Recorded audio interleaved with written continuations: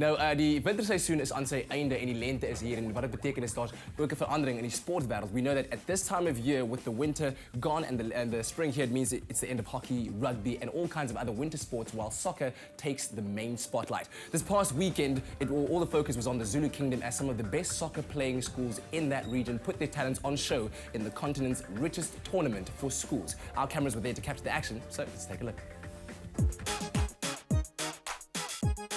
This weekend was the turn of Kwa-Zulu Natal to put their football talents on display as the provincial finals of the Kay Motsepe Cup were hosted in Ladysmith. After a full day of soccer, 4 teams remained and contested the semi-finals on Sunday morning. KZN stepped up against Welabasha High School in the first semi-final match. KZN would enter the match the firm favourites after winning all their group matches and not conceding a goal in the process. However, Welabasha dug deep and managed to defeat their rivals in a closely contested match. The final score was 2-1 to Welabasha and would see them earn an automatic qualification to the national playoffs later this month. I'm so very jubilant, as well as my team. It is look like so vivacious, so vivacious. My team is so vivacious, and as well as my coach, as my principal.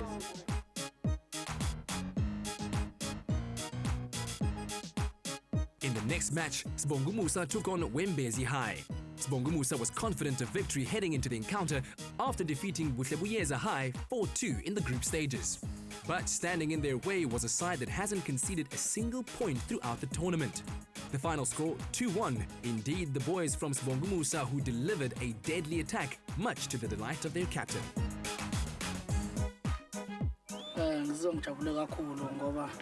He is happy for winning the game, and the team that we are playing against, it was a good team, and some of the teams here are very, very tough. So he is happy that he won. Then it was time for the final, which would determine which school would walk away with 100,000 Rand and the title of KZN's best soccer team for 2013.